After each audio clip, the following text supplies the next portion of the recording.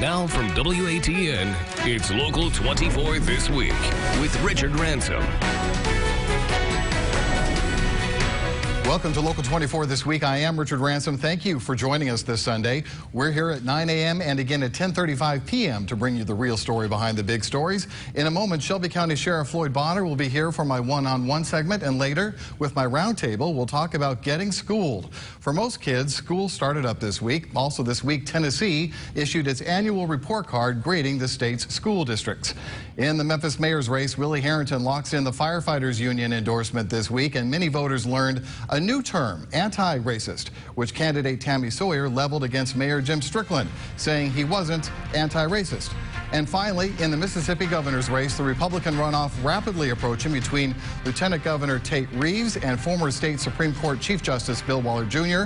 And this week, the Waller campaign got an endorsement from the guy from Hernando, who finished third in the race. Will his endorsement make a difference?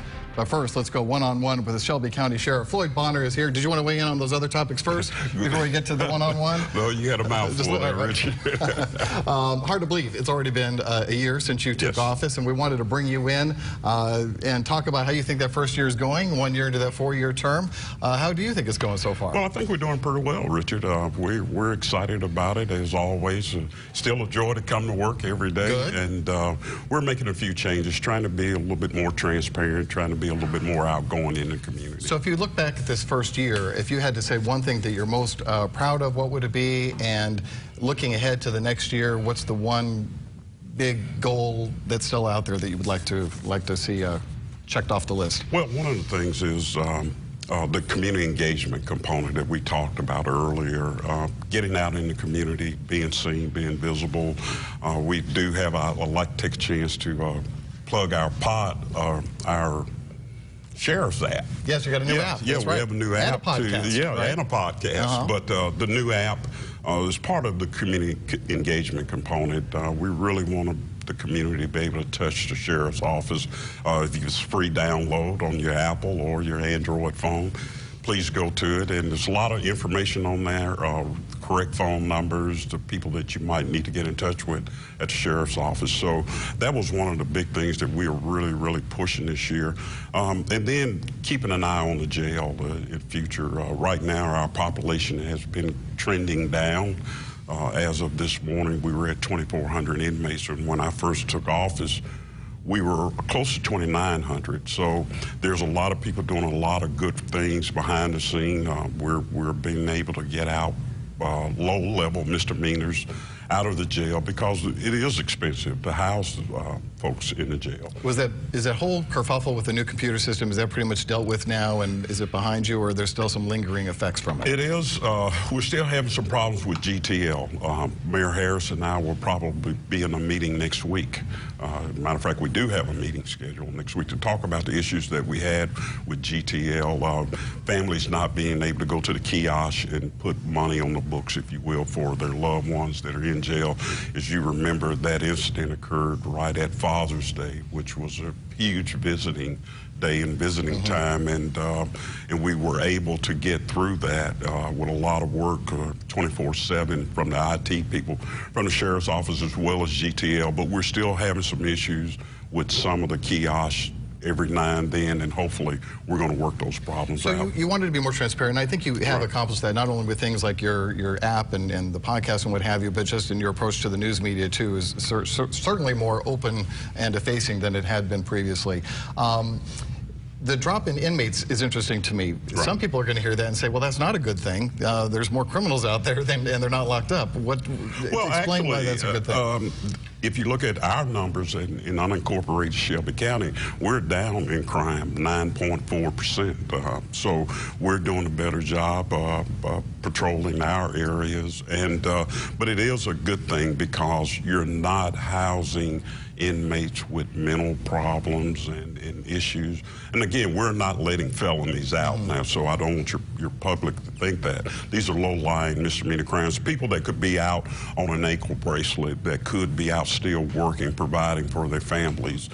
Rather than being locked up. Rather than being locked up, yeah. So I wanted to also ask you about the increased saturation in patrols that we've seen along the Memphis highway system as an effort to try and crack down on this road rage violence, which was getting out of hand. Yes. I know the Tennessee Highway Patrol was asked today by Mayor Strickland, hey, can you guys continue to help us out here? Have you been asked the same question, and what is your role in this Operation Grizzly Bear at this Yes, point?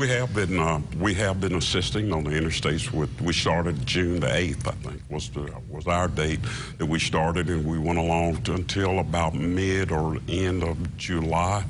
I will have another meeting also with Mayor Strickland. We gathered a task force, if you will, together, and we're going to be talking about it right now. THP has come down and helped, and right now we should probably be meeting with Mayor Strickland within the next week or two. So your involvement in that ended at the end of July. Right, and let me say this also, is that our substation is in Arlington, so our cars have to travel the interstate all the time. So we put out memos, pushed out information that if anyone sees any aggressive driving, to make that stop and do what needs to be done. What kind of a commitment was it from you up until the end of July in terms of manpower and overtime? Well, it was a commitment. We did pay some overtime, but we were fortunate enough last year to come in. We were able to give the county $1.3 million back, so we keep an eye on our overtime each month, and all the divisions commanders are responsible for an overtime budget. So the likelihood of us hopefully going over that budget will be very low. We are watching our dollars, but you know, we're part of Memphis and Shelby County as well, and Director Rollins called. We're very good friends, and I appreciate his friendship, so I've never told him no and won't tell him no. You got to hope that with school starting up again and summer about to end, that hopefully the need for the total saturation that we've seen may diminish a little bit, I would hope. Well, we hope so. I mean, I drive the interstates just like you do, and I have noticed people have slowed down. They're not driving as aggressive as they normally do. And I tell people, if you're driving in the left lane, and even if you're doing the speed limit, and someone comes up behind you, you see the signs, slower traffic, move to the right, just move over to the right. There's no reason to frustrate a driver behind you. He pulls out in front of you and then cuts you off, and then here we go with an incident maybe occurring.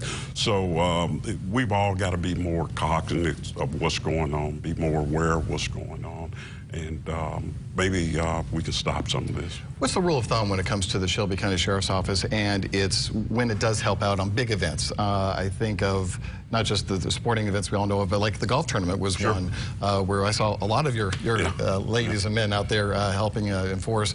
How do you divide who gets, how much of a responsibility with the agencies involved? Well, the golf tournament, I guess I've been in the Sheriff's Office now 38 years, and I can remember working a golf tournament when I was a patrolman, at least eons ago. So this is something that the Sheriff's Office has always done. And again, we collaborate with Memphis all the time, and when the need, Memphis in May, we play a part in that as well. What goes on down on the river, Music Fest, Beale Street Fest. We just recently had deputies down on Beale Street over the weekend when that kind of raised its ugly head a little bit, and so we're available. Well, I mean, if the police department needs assistance, we're going to be there. We're going to foster that great relationship that we have between the two agencies, and we look forward to help anytime we can. You brought up Tomley Park. Did you want to weigh in on that controversy? On the Tomley Park controversy?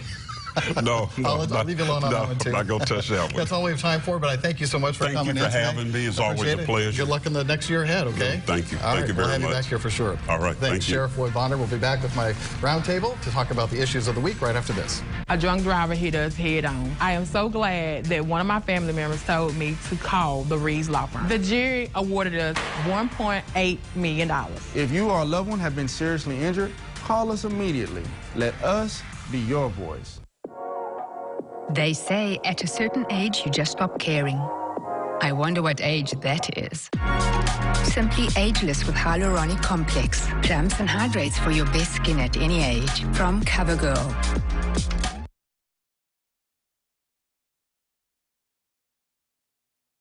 Your pain and suffering, call the Gold Firm. Because around here, you matter. Get gold. They're the team for me. Call 504-GOLD. He was just another poor farm boy facing an uncertain future in the Black Hills of South Dakota. But through a series of events only God could orchestrate, the young man was transformed by a message that would end up touching millions of lives throughout the world. Discover what God can do with just one person that answers his call. Watch the Christian Worship Hour this week and learn about the amazing new film, Heart of a Shepherd, The Extraordinary Life of Harold E. Salem. Visit ChristianWorshipHour.com for more information about the film and weekly program times. A drunk driver hit us head on. I am so glad that one of my family members told me to call the Reeves Law Firm. The jury awarded us $1.8 million. If you or a loved one have been seriously injured, call us immediately. Let us be your voice. Small businesses drive our nation's economy, employing about half of the country's private sector workforce. It's coffee. Thanks so much. When you shop at local small businesses, you help the entire community thrive. Hello, I'm Congressman David Custall. Small businesses unite our community and they bolster our local economy. Shop local and help spur innovation and job creation in West Tennessee. Brought to you by the National Association of Broadcasters and this station. You're watching Local 24 This Week with Richard Ransom. Now here with my roundtable to talk about the big stories of the week. Local 24's Mike Matthews is here, as well as Reverend Ken Whalen with New Olivet Worship Center, to first address the issue. You're also a former school board member, so I want your take, especially on our first topic today, and that has to do with the Tennessee Report Card. You know, they went school by school, district by district, and basically came out with not A, B, C, D, or F, but they came with 1, 2, 3, 4, 5 to indicate how the different schools are doing around the state. As far as Shelby County schools are concerned, as you look at the graphic here, they concluded that there were more students that were proficient overall. They're concerned that grades 3 through 8 are down, particularly in English. There was growth in the scores, 1 out of 5 in some cases, but in other cases just 1. 1 indicating not enough change from year to year. And one thing that struck me, only 14% of our kids are proficient in social studies, which involves civics, history, things that we need to know and that we apply in our lives later. You just give me your full take on that right now. Well, a couple of things strike me. One is that, to go to your point about the civics, well, it comes from the parents. If the parents are not well schooled in civics, they're not going to prioritize it for their children, which I think explains the low voter turnout among poor kids and the majority of our city. But the other thing that troubles me is that, once again, Memphis and Shelby County are at the bottom end of the spectrum statewide. And even if we're doing incrementally better in some areas, we're still miles and miles behind the rest of the state. That's one thing. The other is, with the literacy component, our third graders are doing worse in reading and literacy than their counterparts. Well, it's a matter of statistical proof that the third grade is the point at which it is determined who's probably going to prison, who's probably going to college. The statistics are amazing. That is what troubles me most. Mike? I'll tell you one thing. It indicates, again, for so many critics out here who say it's the leadership of the system and it's the superintendent's fault or the board's fault, you cannot treat an inner city school system, and this is still an inner city school system in many ways, but you cannot treat an inner city school system like you treat a suburban school system, because poverty makes a difference. The issues are not the same. They are not the same, and this is one of the reasons why I think, anyway, for my lack of knowledge on this subject, it's because the schools, the grades don't go up that much. Because the system and the city hasn't changed that much when it comes down to poverty. In fact, if anything, it's probably gotten worse. I'm going to tell you something, Richard. I'm tired of the incremental so-called progress. So State Senator Kelsey and I are going to do a community meeting this coming Saturday at 11 o'clock at Houston Levy Community Center. And we're going to talk about the education savings accounts. We're going to educate the public about the benefits of vouchers, the education savings accounts. I'm going to take whatever I have to take, the heat from the more liberal or democratic components of our community, but we've got to educate our kids, and the test results are even more evidence that we've got to do something, and we've got to do something drastic now. You know, the suburban schools also were graded, and I have a graphic of some of those results. 19 schools in the suburbs of Shelby County won the reward designation, meaning they're exceeding in their students' achievement. 5 of the top 10 schools for English and language arts are in Shelby County, or schools in Shelby County.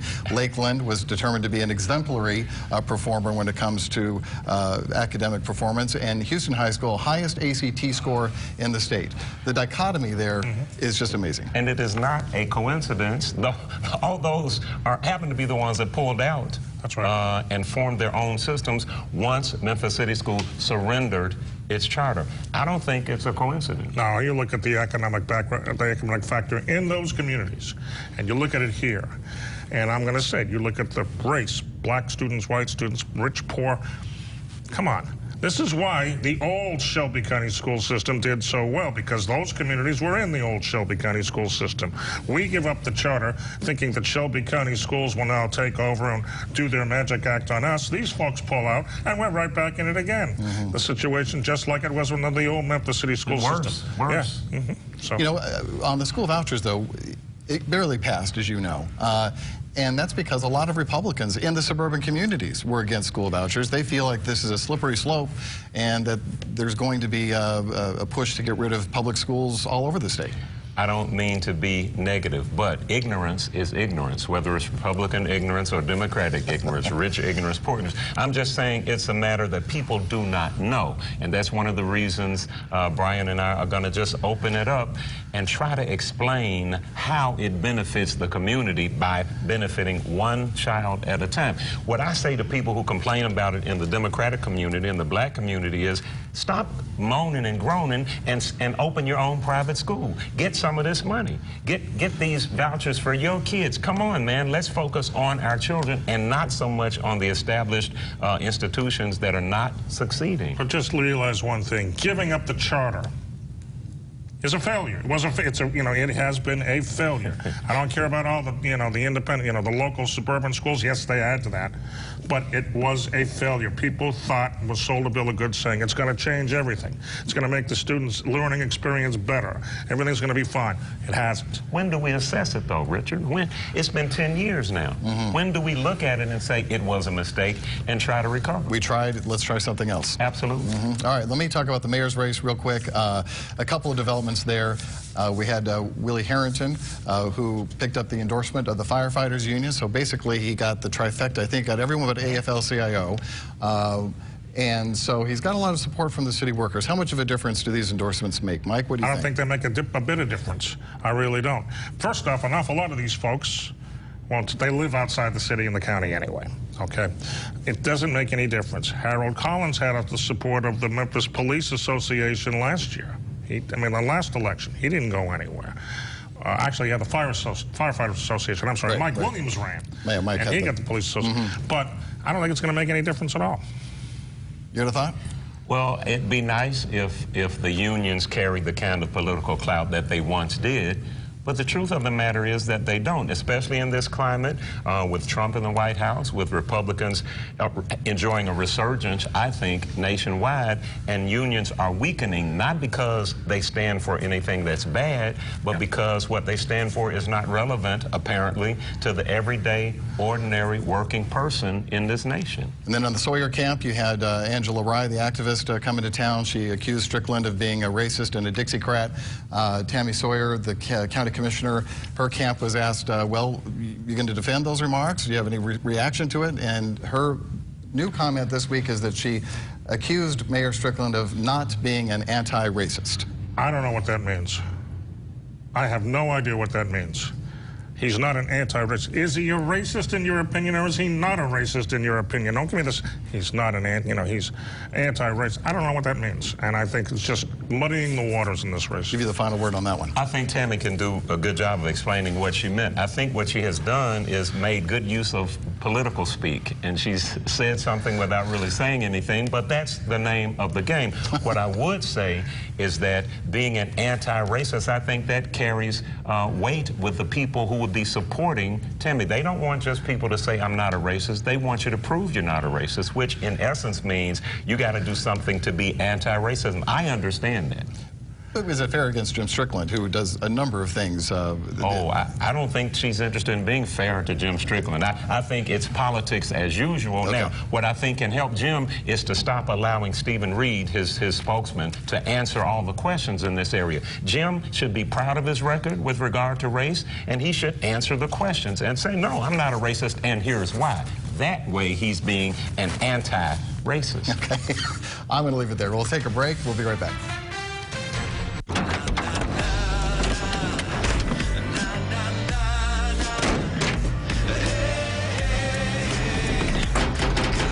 First 6-function multi-pro tailgate, available only on the next generation GMC Sierra. Step up to GMC and get over $10,000 total value on this next generation 2019 Sierra Crew Cab SLT. Or get 20% below MSRP on these 2019 Double Cab and SLE Crew Cab models with a traditional tailgate. Hi, I'm Richard Ransom. It's clear more of you are making the switch to Local 24 News, and I thank you for voting me as the best local TV news anchor in the Commercial Appeal's Memphis Most Readers Poll. It is an honor to serve the Mid-South right here on Local 24. All right, so this is how it's going to go down. You are going to say, you'll get the best deal of the year on Xfinity TV and Internet. And you even get this. Mike, you're on balloons. Sarah, you're going to high-five everybody. Ben, you're going to be wowing them with your dance moves. Don't miss the Xfinity Best Deal of the Year. Now that's simple, easy, awesome. Now's the time for amazing TV and Internet during our Best Deal of the Year. You'll get huge savings with 2 years of DVR service and 1 year of Showtime included. And ask about even more savings with Xfinity Mobile. Click, call, or visit a store today.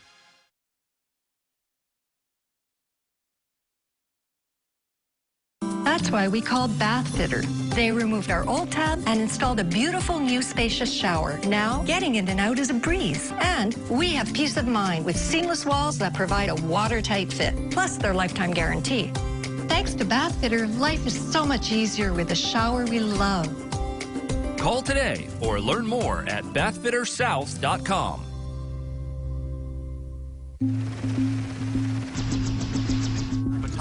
Ismail? Yes. David. Over ground zero. You can see just home after home. NBC News. Thank you, Bernie. Thank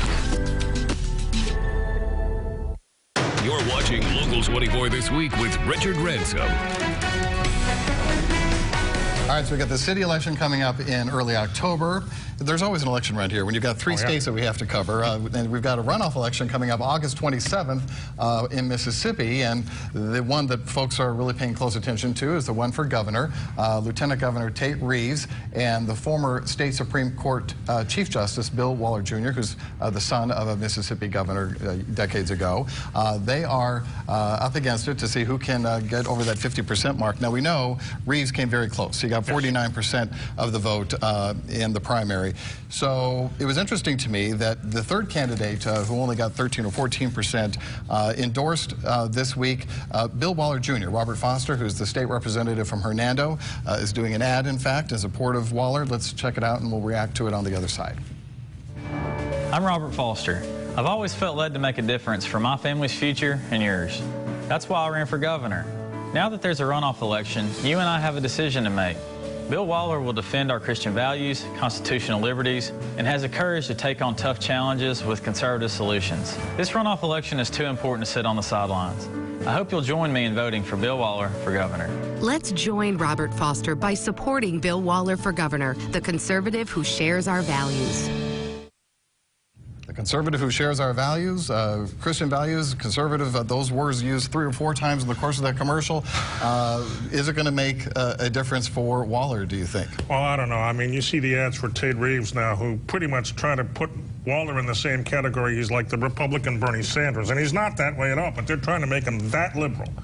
Talking about Obamacare and all that. This is a very liberal Republican, which probably is the case only in Mississippi, because he's not a liberal Republican. But the fight is on, and this is what it boils down to. It boils down to people who like Trump versus people who don't like Trump, people who support him versus people who don't support him. Tate Reeves supports him wholeheartedly. There you go. He's all in. the two issues that they seem to glom onto the most when it comes to Waller is he is in support of hiking the state gas tax. And we know that Mississippi is one of the worst in the country when it comes to the quality of its infrastructure, its roads and bridges. And also, Waller is open to Medicaid expansion, aka Obamacare, in order to help the tremendous crisis, really, that Mississippi is facing with health care, particularly in remote parts of the state. Do those issues resonate enough in those parts of the state, or do voters not see it that way? They do resonate among the people in the northeastern part of the state, and we have a lot of church members who live in that area, and they are paying particular attention to those health insurance and health issues in this election. What I think is interesting is that neither candidate was able to garner 50% of the vote, and I hope they cannibalize each other during the primary, and I think that Jim Hood has as good a chance as any Democrat will have, because he's the only Democrat to win statewide office in Mississippi, I think, for 16 years. In 16 years, I think he'll have a good chance to at least make a good showing and maybe even win in a close race, depending upon how nasty the Republican primary gets with them trying to out-conservative one another. Right. Whereas the constituents that I have influence over are very concerned about that and are very excited about voting for a Democrat in Mississippi. That is an interesting point. The Attorney General that Reverend Ken is talking about, Mike Hood, is one of, I think, 3 Democrats in the South that have statewide office. Do you give him a fighting chance? Yeah, I do, absolutely. He's been one of the most active attorney generals in the country when it comes down to some of the lawsuits he's filed versus big tobacco, versus opioids, things like that. He has been looking out for the average person, and if he's going to run on it, that's what he's going to have to put out there. That I'm looking out for you, Mississippi. I'm looking out for residents. He's not dealing with, you know, the big 4 troublemakers up there in Washington that Trump says. No, he's just out there trying to do his job. All right, we'll leave it there. We got to take a break. We'll be right back. The attorneys and staff at Nahon, Saharovich, and Trotz go to work each and every day with one goal in mind: to use our strength to help our clients get paid more money. So whether you've been injured as a result of a car or truck wreck, work injury, or defective product, Team NST is ready to get to work for you and your family. I'm going to lawyer up with NST to help me get more. Call us at 683-7000. NST is the way to go. Call 683-7000. If your glasses aren't perfect, we'll fix them. So will we. No, we won't. Don't just get one pair of perfect glasses. Buy any pair at regular price, get one free. Really. VisionWorks. See the difference.